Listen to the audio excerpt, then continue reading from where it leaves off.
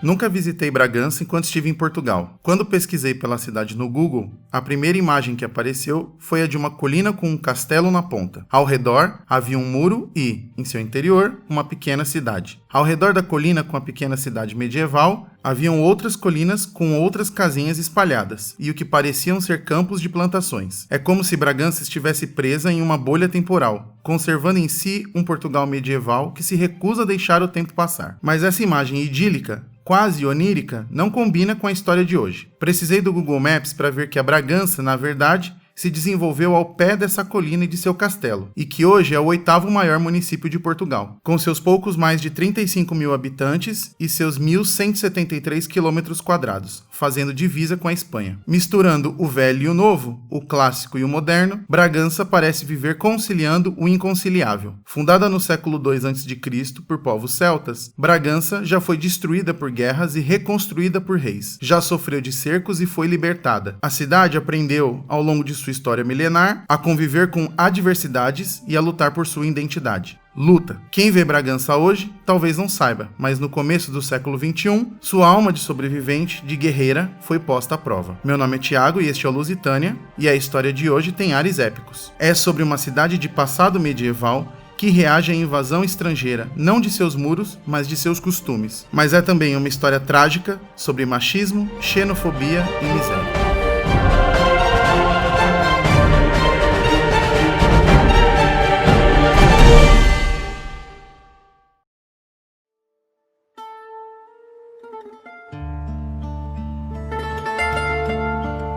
As Sedutoras do Além-Mar.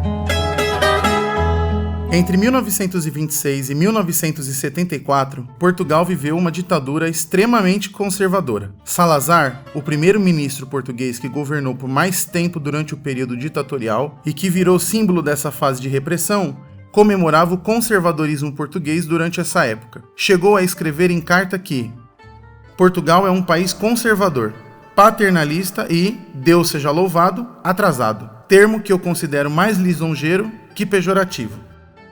Para a surpresa de absolutamente ninguém, Salazar dizia ter como preocupação a família tradicional portuguesa. Essa, digamos, bandeira ideológica é típica de governantes autoritários e de seus regimes. Foi nesse sentido que o governo português durante esse período estabeleceu uma série de recomendações e guias morais, que também eram contraditórios, hipócritas e machistas. Por exemplo, reforçavam a ideia de que uma boa mulher era aquela que era submissa ao homem, e para quem o sexo deveria ter papel meramente de reprodução. Demonstrações públicas de carinho eram reprimidas pela polícia sob o pretexto de perturbação da ordem pública e dos bons costumes. Bailes e festas eram igualmente condenados, em particular para mulheres, por supostamente levarem as jovens à esterilidade, perverterem o instinto materno, causarem insônia, neurose, intoxicação e assim por diante. Ao mesmo tempo, casas de prostituição eram legalizadas no país. Em outras palavras, até 1974, Portugal teve sua liberdade sexual, especialmente no que diz respeito às mulheres, reprimida e condenada de forma institucionalizada pelo próprio Estado português. Quando finalmente se viu livre da ditadura, Portugal se abriu para o futuro, mas seu processo de modernização não seria rápido, nem sem dores de crescimento.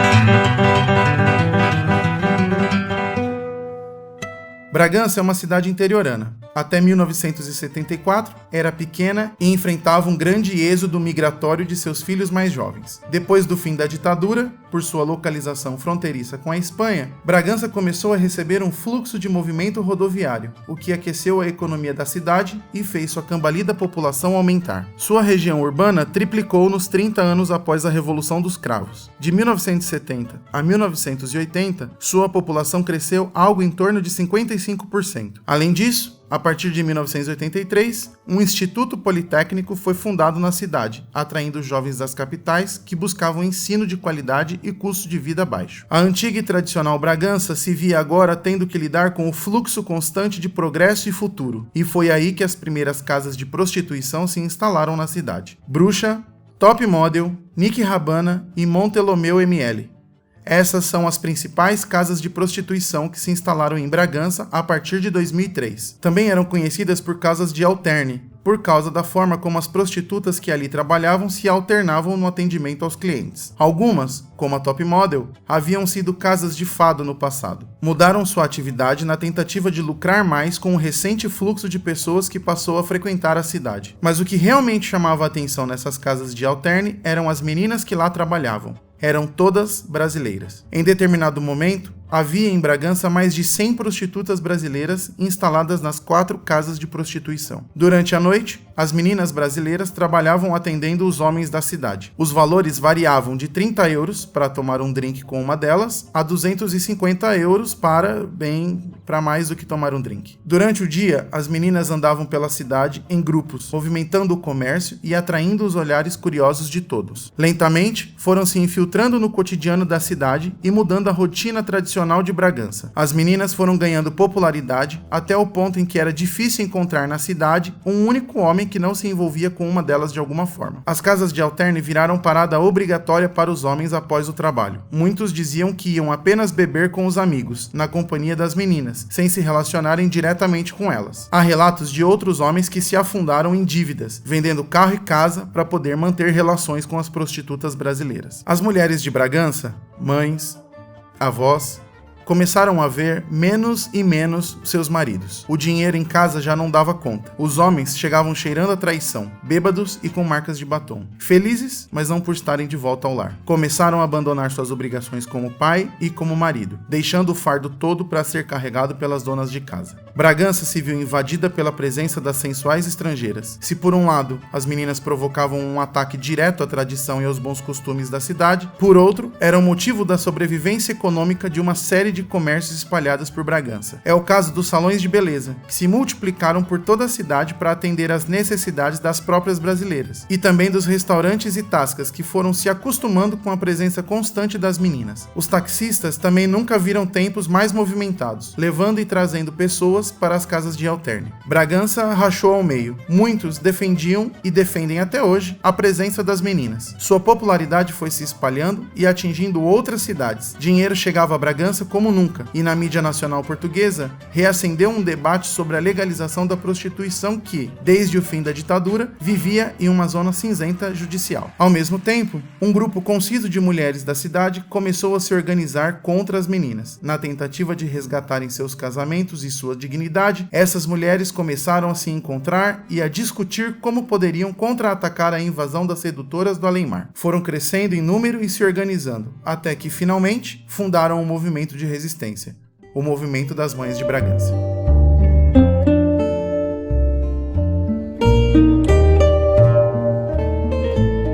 As Mães de Bragança. O caso das Mães de Bragança virou capa na revista Time Europeia em 2003.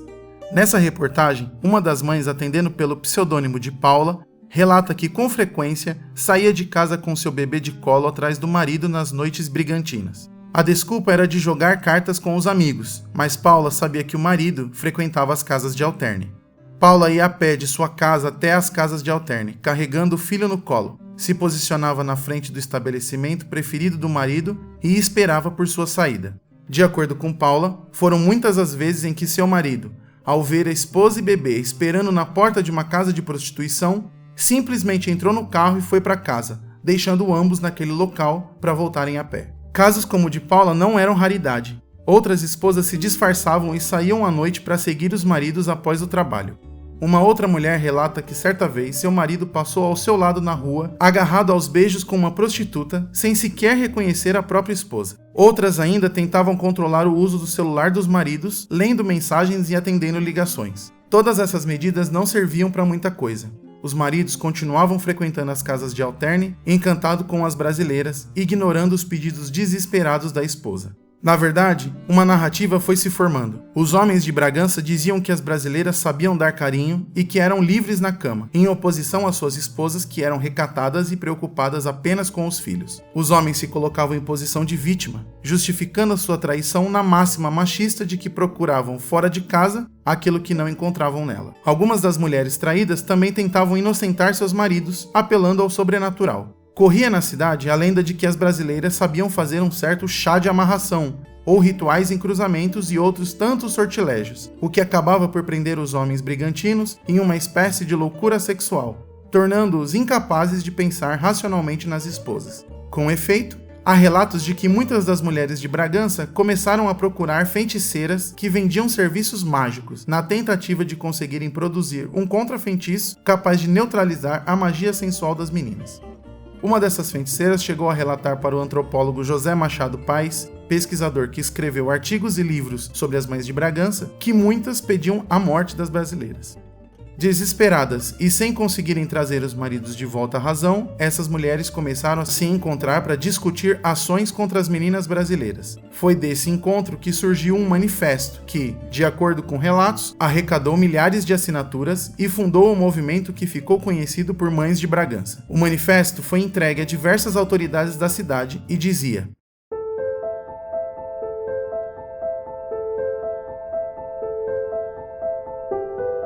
Pedimos desculpa pela ousadia que tomamos, dirigindo-nos a Vossa Excelentíssima no sentido de ser o nosso porta-voz, de nos ajudar a minimizar o flagelo que se abateu sobre Bragança e, em particular, nos nossos lares. Como parte integrante da sociedade em que vivemos, cabe-nos a todos dar as mãos e lutar por uma região mais justa, mais fraterna, mais viva. Uma vez que Vossa Excelentíssima é responsável pelo nosso distrito, também esta responsabilidade lhe cabe, bem como à Igreja e a outras forças vivas da terra. Apelamos por isso ao vosso coração, à vossa sensibilidade e atuação, pois os tempos não são de indiferença, de acomodação, mas de luta por uma cidade mais digna, onde se possa respirar paz, tranquilidade, segurança e bem-estar. Bragança cresceu imenso nas últimas 2 décadas, fruto do nascimento do ensino superior e das condicionantes que este impõe e carece. Mas não foi este nomadismo que veio estragar a nossa cidade. Estes jovens vieram dar outra vida, outra dimensão, cultura, valor e alegria a Bragança.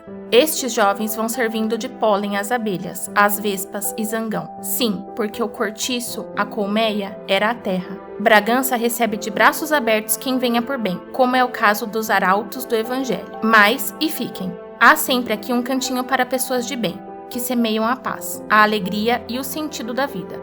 Pessoas que plantem a discórdia, o imoral, o vício, rejeitá-las-emos.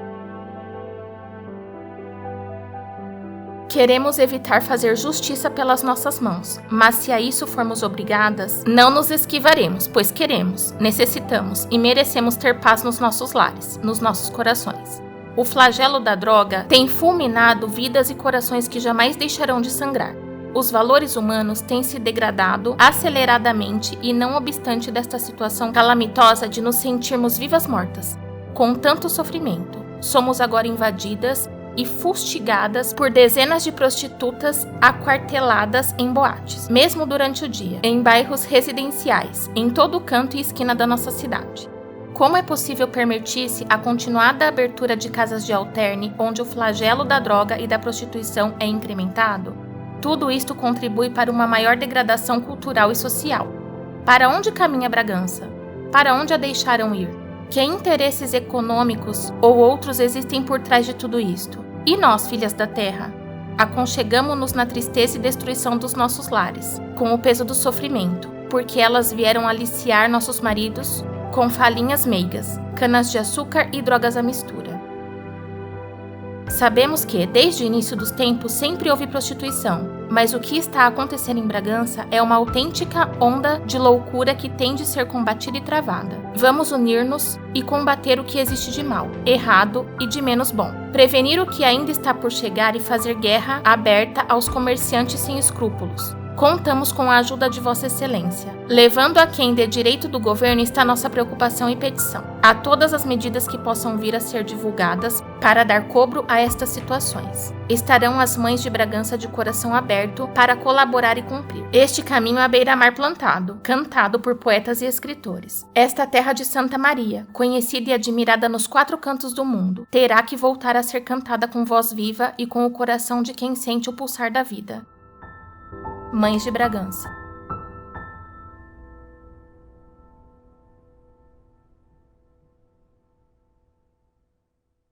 De início, o Manifesto das Mães de Bragança não foi levado a sério.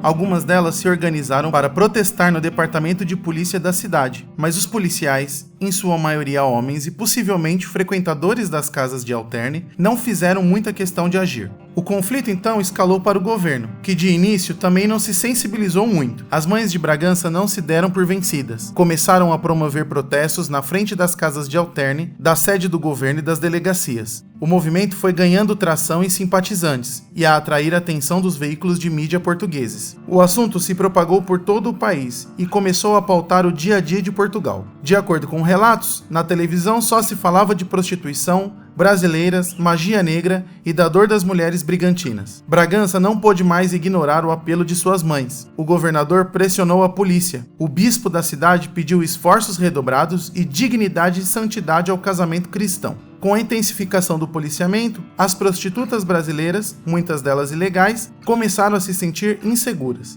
Somava-se a isso o fato de a subcomandante da polícia ser uma mulher e, portanto, menos propensa à sedução das feiticeiras do além-mar. A revolta popular contra as meninas atravessou o Atlântico e chegou ao Brasil, que também à época noticiou o problema enfrentado por Bragança. Outros movimentos similares, como o das mulheres de Malta, começaram a pipocar nas cidades próximas a Bragança. E então veio a reportagem da revista Time Europeia, publicada em 16 de outubro de 2003. A interferência internacional e a visibilidade causada pela revista acentuaram ainda mais o clima bélico em Bragança. As casas de Alterne ameaçaram processar a revista Time, e até o bispo se indignou com o fato de 8 páginas inteiras da Time terem sido usadas para falar de prostitutas em Bragança ao invés de sua história milenar ou beleza cênica.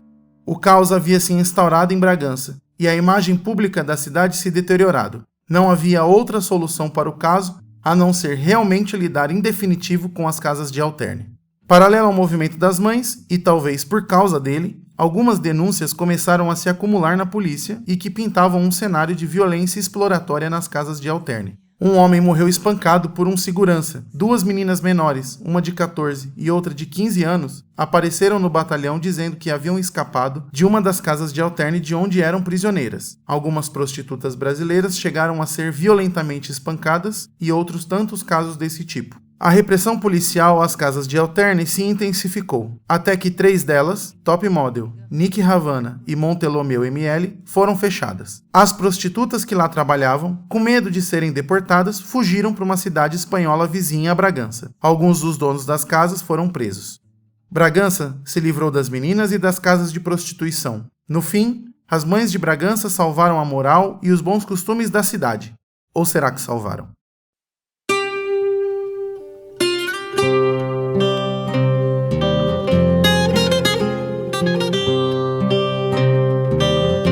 A derrota das mulheres.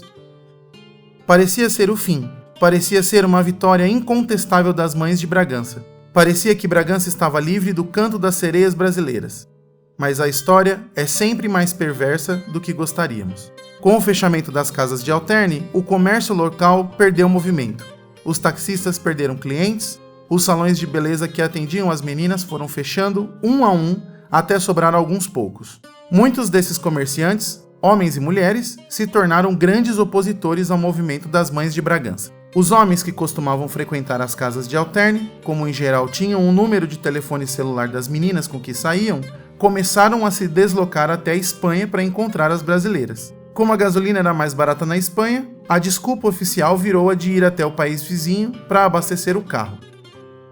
Outras meninas é que voltavam a Bragança e alugavam apartamentos para encontrar com seus clientes. Houve até quem começasse um movimento contrário ao das mães, pedindo a reabertura das casas de Alterne para que o comércio e o dia a dia da cidade fossem restabelecidos. No meio de toda essa confusão, poucos pararam para ouvir a história daquelas que motivaram o movimento das mães. As meninas brasileiras, tratadas sempre como bruxas, sedutoras, objeto de desejo, dificilmente eram vistas como mulheres, mães, pessoas. Muitas das prostitutas brasileiras optaram pelo caminho da prostituição para fugir da miséria em que viviam no Brasil. Foram aliciadas até Portugal por ação de outras que já tinham feito a jornada. A viagem até Portugal era paga pelo dono da casa de Alterne, As meninas costumavam entrar por Paris, onde o escrutínio contra as brasileiras era menor. O cafetão buscava essas meninas na Cidade Luz e depois as conduzia até Bragança de carro. Obviamente, as brasileiras precisavam pagar a dívida contraída com a viagem através da prostituição. Dividiam, portanto, o lucro do dia com a casa de Alterne. Enviavam uma parte do dinheiro que ganhavam de volta ao Brasil para ajudar na sobrevivência da família. Havia um mecanismo de amortização da dívida imposta pelas casas. Se indicassem outra menina para fazer a viagem até Portugal para se prostituir, ganhavam um desconto generoso no dinheiro que deviam ao cafetão. Desta forma, o recrutamento das meninas era feito pelas próprias prostitutas, e a constante renovação das mulheres que circulavam nas casas de Alterne era garantida. Muitas chegavam a Bragança sabendo que iam se prostituir, mas muitas outras eram enganadas e forçadas à prostituição. O nome disso é tráfico humano. As vilanescas brasileiras, com suas falinhas meigas, poções mágicas e canto sedutor, eram, na verdade, vítimas da terceira maior indústria criminosa do mundo. Além disso, muitas das prostitutas brasileiras acabavam sofrendo violência física e desenvolvendo problemas psicológicos. Na reportagem da Time, uma médica de Bragança diz que muitas das meninas sofriam de depressão, insônia, ansiedade e doenças imaginárias, só para citar alguns sintomas que relatavam. Por causa da maneira como o movimento das mães foi retratado na mídia portuguesa, a imagem da brasileira que chega ao país para se prostituir se cristalizou e se misturou com a xenofobia e com o machismo. Há muitos relatos de brasileiras que sofrem todo tipo de assédio até hoje por serem consideradas exóticas, ultra-erotizadas e de fácil acesso, independente de serem prostitutas, estudantes ou trabalhadoras. O fechamento das casas de Alterne não acabou com a prostituição, como deveria ser óbvio, nem transformou os pais de Bragança em bons maridos. As mães de Bragança, assim como as prostitutas brasileiras, sofriam e sofrem no mesmo mal, do machismo que não vê nacionalidade, se manifesta de forma cruel e coloca mulher contra mulher em benefício do homem. Não eram as casas de Alterne o motivo da prostituição. Não eram as prostitutas o motivo do matrimônio fracassado das mães de Bragança. Não eram essas mães o motivo do abandono de seus maridos. Foram homens que aliciaram as prostitutas brasileiras. E foram homens que deixaram suas esposas e filhos em casa para se relacionarem com essas prostitutas. Lembram da Paula que comentei mais cedo? O marido dela pediu divórcio após o fechamento das casas de Alterne. Se casou depois com uma das prostitutas e hoje mora com ela no Brasil. A Paula segue solteira e cuidando de seu filho, mas hoje já não culpa mais as meninas brasileiras pelo fim de seu casamento.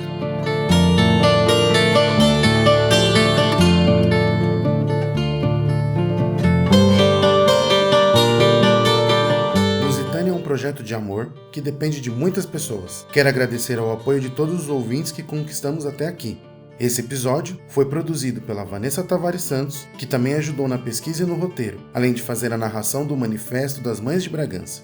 Gravação, roteiro e edição por Thiago Henrique Santos. Nesse episódio, ainda tivemos a ajuda da Ana Caco e do Vitor, que gentilmente nos ajudaram a obter a reportagem da Time sobre as mães. O Vitor tem um podcast sobre política muito bom que eu gostaria de recomendar. Procurem por Nada Tá Bom Nunca nas suas redes de podcasts preferidas. Não esqueça de recomendar o Lusitânia, compartilhar nossos episódios nas redes sociais e nos avaliar no iTunes. Essa é uma ajuda sempre bem-vinda. Até o próximo episódio.